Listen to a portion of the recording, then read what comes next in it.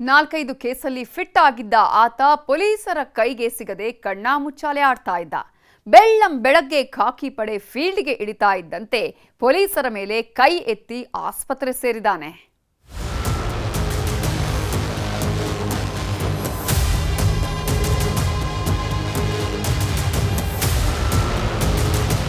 ಶಿವಮೊಗ್ಗ ಜಿಲ್ಲೆಯ ಭದ್ರಾವತಿ ಅಂದ್ರೆ ಒಂದು ಕಾಲದ ಪಾಪಿಗಳ ಲೋಕ. ಅದೆಷ್ಟೋ ರೌಡಿಗಳು ಇಲ್ಲಿಂದಲೇ ಜನ್ಮ ತಾಳಿದವರಿದ್ದಾರೆ. ಇಲ್ಲಿ ನಡೆಯದ ದಂಧೆಗಳಿಲ್ಲ, ಆಗದ ಕ್ರೈಮ್ಗಳಿಲ್ಲ. ಮಲೆನಾಡಿನ ಮಡಿಲಲ್ಲಿರುವಂತ ಭದ್ರಾವತಿ ಒಳ್ಳೆ ವಿಷಯಕ್ಕಿಂತ ರಕ್ತಪಾತಕ್ಕೆ ಸದ್ದು ಮಾಡಿದ್ದೇ ಜಾಸ್ತಿ. ಇದೇ ಭದ್ರಾವತಿಯಲ್ಲೀಗ ಗಾಂಜಾ ಗಮಲು ಜೋರಾಗಿದೆ. ಬೀದಿ ಬೀದಿಯಲ್ಲೂ ನಶೆಯ ನರ ರಾಕ್ಷಸರು ಅಟ್ಟಹಾಸವನ್ನ ಮೆರಿತಾ ಇದ್ದಾರೆ. ಹೀಗಾಗಿನೇ ಫೀಲ್ಡ್ಗೆ ಇಳಿದಂತ ಖಾಕಿ ಪಡೆ ಬೆಳ್ಳಂಬೆಳಗ್ಗಿನೇ ಗುಂಡಿನ ಸದ್ದನ್ನ ಮೊಳಗಿಸಿದ್ದಾರೆ. ಉಕ್ಕಿನ ನಗರಿಯಲ್ಲಿ ಗಾಂಜಾ ಗಿರಾಕಿಯ ಕಾಲಿಗೆ ಗುಂಡನ್ನ ನುಗ್ಗಿಸಿದ್ದಾರೆ. ಈತನೇ ಪೊಲೀಸರ ಗುಂಡೇಟು ತಿಂದು ಆಸ್ಪತ್ರೆ ಸೇರಿದ ಪರಮ ಪಾಪಿ.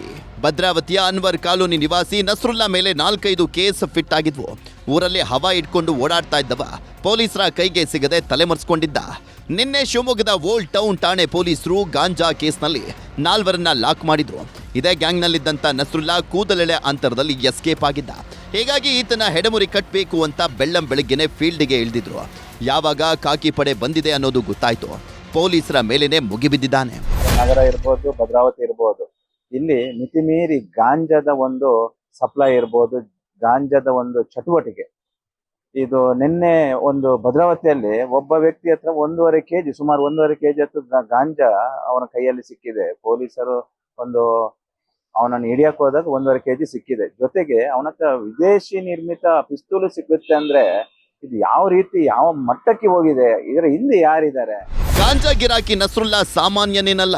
ಪೊಲೀಸರು ಬರ್ತಾ ಇದ್ದಂತೆ ಕಂಟ್ರಿ ಮೇಡ್ ಪಿಸ್ತೂಲ್ ಹಾಗೂ ಡ್ಯಾಗರ್ನಿಂದ ಏಕಾಏಕಿ ಅಟ್ಯಾಕ್ ಮಾಡಿದ್ದಾನೆ. ಈ ವೇಳೆ ಅಲರ್ಟ್ ಆದಂತ PSI ಚಂದ್ರಶೇಖರ್ ನಸ್ರುಲ್ಲಾ ಕಾಲಿಗೆ ಗುಂಡನ್ನ ನುಗ್ಗಿಸಿದ್ದಾರೆ. ಆದ್ರೀಗ ಲೋಕಲ್ ರೌಡಿಗಳಿಗೂ ಕಂಟ್ರಿ ಮೇಡ್ ಗನ್ ಸಿಕ್ತಿರೋದು ಹೇಗೆ ಅಂತ ಪೊಲೀಸರು ತನಿಖೆಗಿಳಿದಿದ್ದಾರೆ. ಒಟ್ನಲ್ಲಿ ಮಲೆನಾಡಿನಲ್ಲೀಗ ಗಾಂಜಾ ಘಾಟಿನ ಜೊತೆ ಗುಂಡಿನ ಸದ್ದು ಮೊಳಗೋದಕ್ಕೆ ಶುರುವಾಗಿದೆ. ಅಲ್ಲಲ್ಲಿ ಬಾಲ ಬಿಚ್ಚಿದವರಿಗೆ ಪೊಲೀಸರು ಕಾನೂನಿನ ಪಾಠವನ್ನ ಮಾಡಬೇಕಾಗಿದೆ. ವಿನಯ್ ಪುರದಾಳು, ನ್ಯೂಸ್ 18 ಶಿವಮೊಗ್ಗ. ಕನ್ನಡಿಗರ ನೆಚ್ಚಿನ ನ್ಯೂಸ್ 18 ಕನ್ನಡ ಈಗ ವಾಟ್ಸ್ಆಪ್ನಲ್ಲೂ ಲಭ್ಯ.